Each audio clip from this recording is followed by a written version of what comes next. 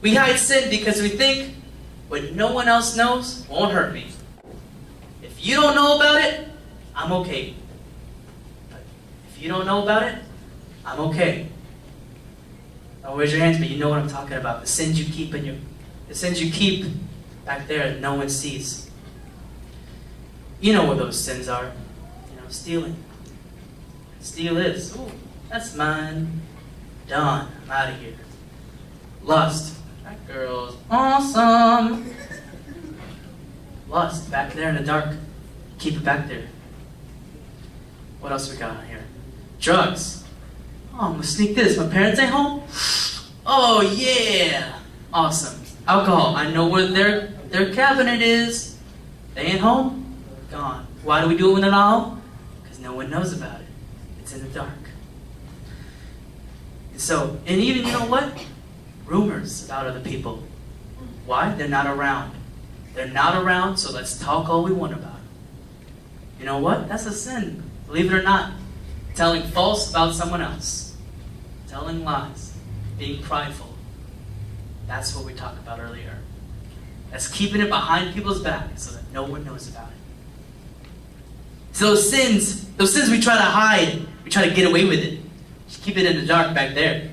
But the problem with keeping it in the dark, problem with being back here, living back here, we can't see it. We can't see the damage it's doing to us. We can't see what's happening to us because we're not paying attention. We can't see it. Can't see it. We don't know what's happening to us. So instead of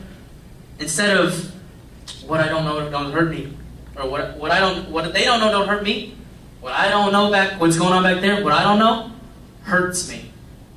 It hurts me. You reap destruction, but you don't see it because all you think about is what feels good. All you think about is what feels good. Check it out. Check this out.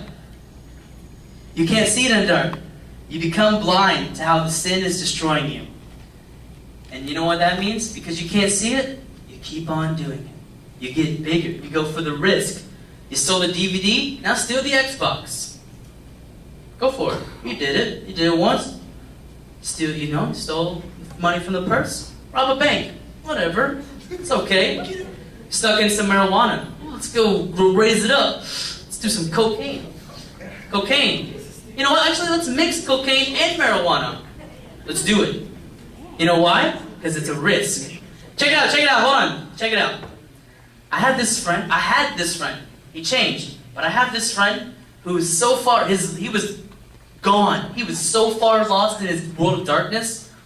He was so far lost back here in the dark, in his world of drugs, in his world of sin. He used to do drugs. Any kind of drug, you name it, he did it. Name it, he did it. He did marijuana, cocaine. He sniffed glue. I'm just kidding. He sniffed paint. He sniffed all these things, all these drugs. And he added them together. His favorite story to tell, not his favorite story, but the moment he tells me the lowest point he got, he kept telling himself, the lowest point he got, he shot horse tranquilizers and sniffed cocaine at the same time. Because he was so far gone, he needed to fill a void, the emptiness. He kept filling it with drugs, and they were filling themselves with him. He was losing himself to the drugs. That's my kind of friend. Jesus saved him, he brought him to the light. Whatever. That's a different story. He's out of that. That's how far sin can go. So far that you don't have a way out. I'm trying to warn you guys, this is how far sin goes. It's in the dark. It's in the darkness. He was killing himself. He couldn't see it. You kill yourself when you hide your sin. You keep sinning. You hide your sin. You hide your sin because you think it's cool. You think it feels good. When in reality, you're actually killing yourself. So sin, like I said, sin feels good for how long though? How long do you have to do it again? How long does it feel good before you feel empty or lonely or needy again? All those sins we talked about, the 7 deadly sins, when you keep them hidden, how long do they feel good for?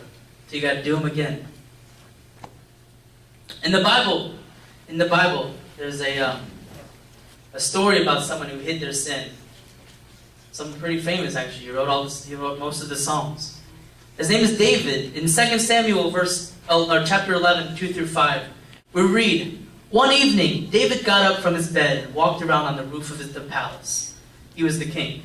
From the roof, he saw a woman bathing. The woman was very beautiful.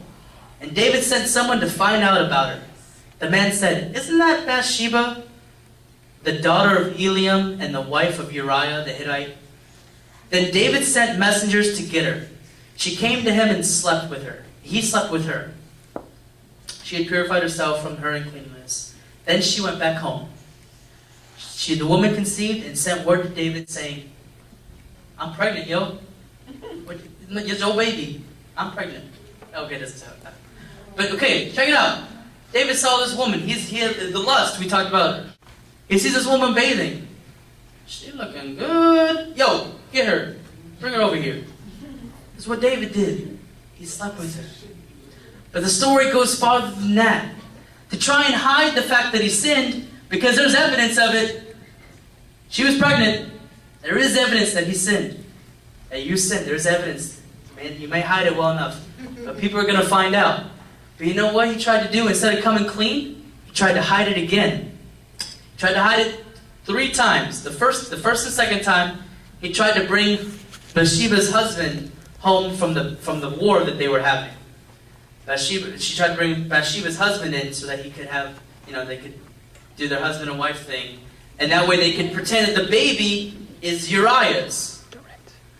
But Uriah is like, "No, man, I'm gonna sleep with the servants because everyone else is at battle. I shouldn't be home." He felt that there was something wrong with David bringing him back. And so David couldn't get Uriah to do the wife and husband thing. And so instead, he thought of another brilliant idea.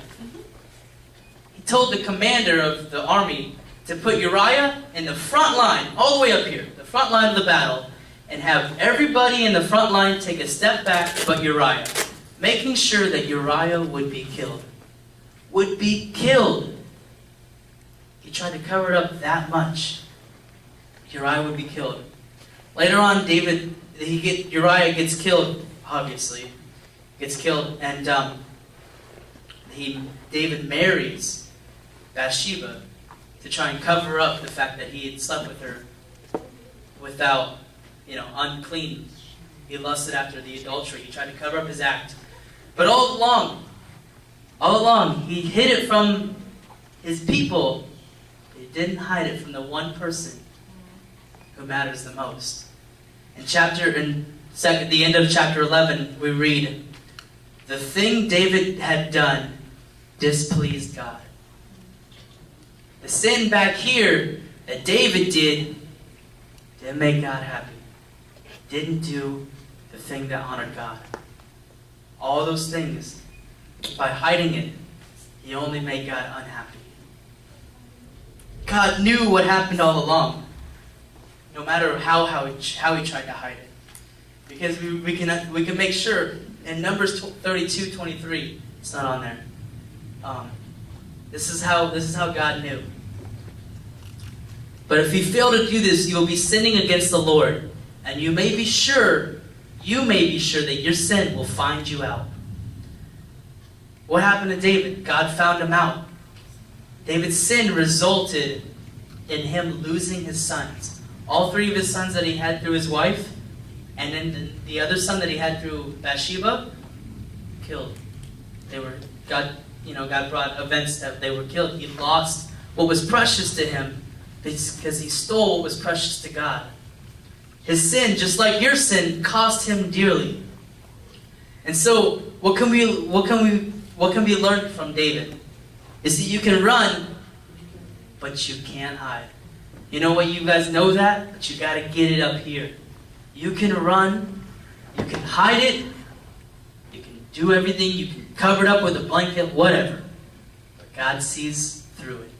You can't hide. Because sin, God sees the sin because he looks deeper. He looks into our heart. He knows what you hide in here. Because he sees your mind, he sees your heart. He created you. He knows you.